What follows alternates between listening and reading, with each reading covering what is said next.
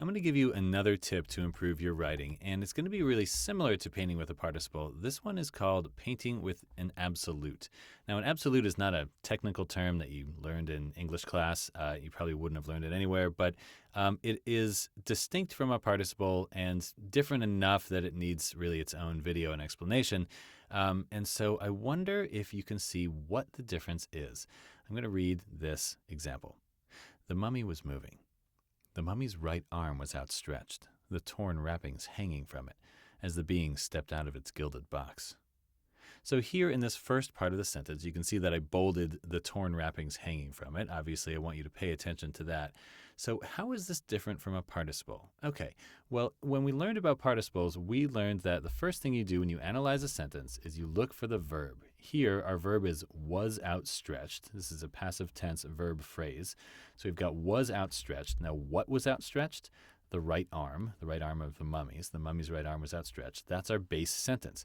Our participle can't be part of our main sentence in the way that we're using it. What we have is we're adding an ing or an ed verb before, in the middle, or after the sentence. So what we have here is we have the wrappings, not an ing verb. It's a little bit of a red herring because that is a noun. It's a thing, the torn wrappings. So what is the verb? Hanging. Okay, so hanging from it, that's the verb, that's the action. What's doing the hanging? This is the key part of an absolute. I think we can all agree that the mummy is not hanging from itself. But what's doing the hanging is the wrappings. The torn wrappings are hanging from the mummy's right arm. So what we have here is not just the mummy's right arm was outstretched, hanging from it. First of all, that wouldn't make any sense.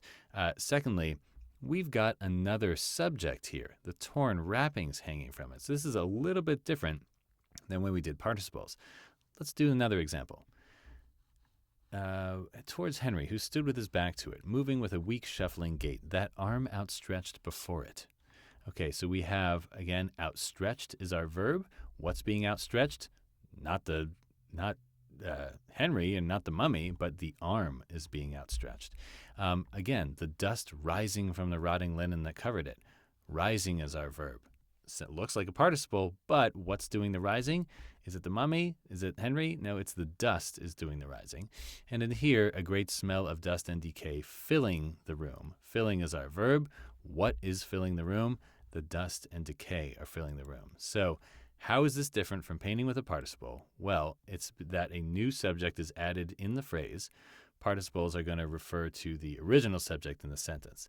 So what an absolute does is it introduces a new subject that goes with the participle. It goes right before it, and it does the action of the verb. So if you want the definition, here it is. There's a noun directly before the verb doing its action. If this sounds a little obscure, we'll do a couple examples, and hopefully they'll be a little more clear. So find the absolutes. Mind racing, anxiety overtaking, the diver peered once more at the specimen. Okay. If we look at this sentence, what is our main verb? Our main verb is peered. Who or what is doing the peering? The diver is, so this is our main subject and our main predicate. The diver peered, or the diver peered once more at the specimen. That's our base sentence. So our participle, or in this case, absolute, what we're adding to the sentence comes outside of the base sentence. So that, in this case, is mind racing and anxiety overtaking. Okay, well, we've got an ing verb here, overtaking. What's doing the overtaking? Is the diver doing the overtaking? No. The anxiety is doing the overtaking. Again, racing. What's doing the racing? The mind is doing the racing. Okay, so the diver isn't doing any of these things, but parts of the diver are, and that's going to be important in just a minute. Let's do another example. I glanced at my clock, digits glowing fluorescent blue in the inky darkness of my room. Our main verb is glanced. Who or what is doing the glancing? I am. So I glanced at my clock. That's our base sentence. Now, our participle and our absolute come outside that base sentence. What is the verb outside that sentence? We have glowing. What is doing the glowing? Is the clock doing the glowing? I mean, kind of, but not really. What's really doing the glowing is the digits. The digits are doing the glowing. Yes, the digits are part of the clock. Again, that will be important in just a second.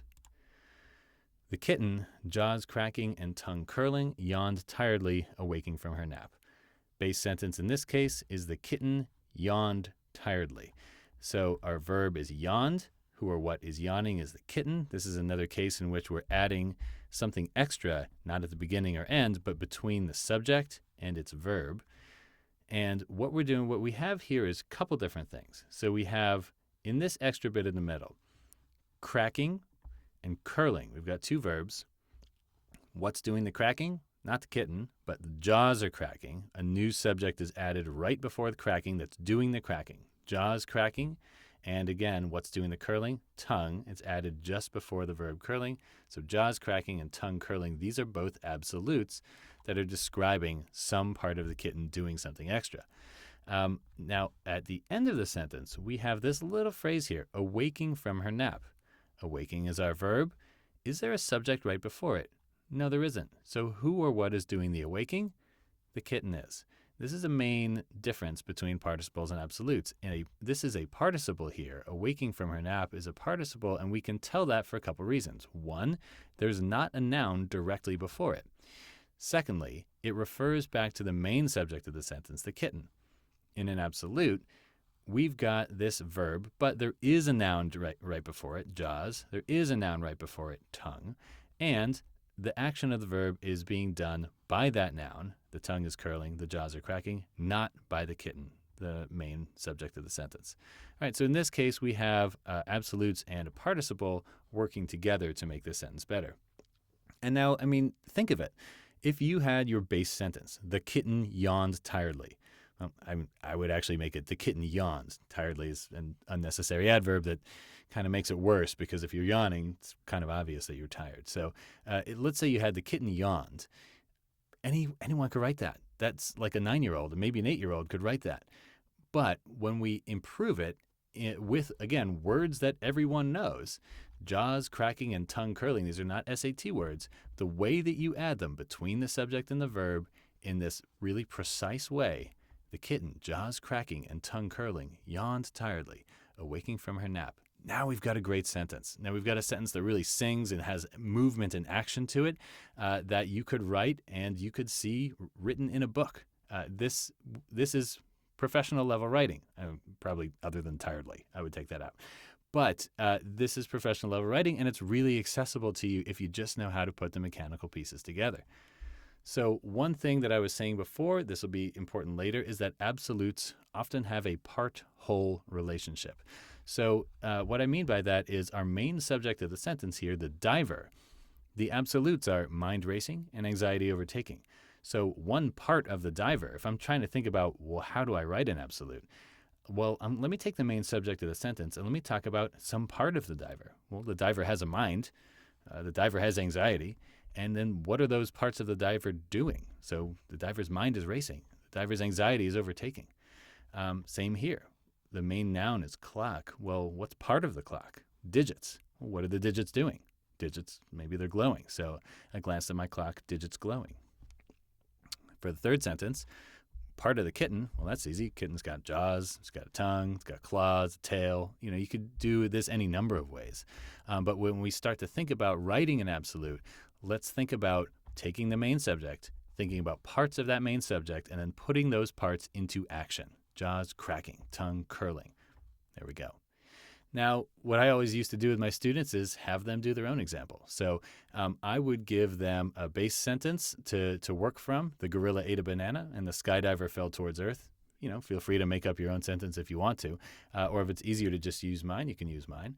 And you can add an absolute before the sentence, after the sentence, or between the subject and the verb. So maybe, let's say my example would be, hands clutching at the peel, the gorilla ate a banana.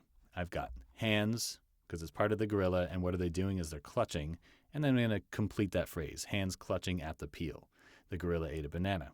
I could also put it in the middle. The gorilla, hands clutching at the peel, ate a banana. Or at the end, the gorilla ate a banana, hands clutching at the peel. That one makes a little less sense because if it's eating the banana, why would it then be clutching at the peel?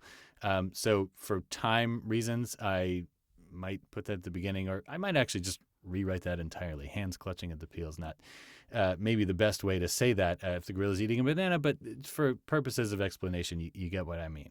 So go forth and use your absolutes to make your writing better. Good luck out there.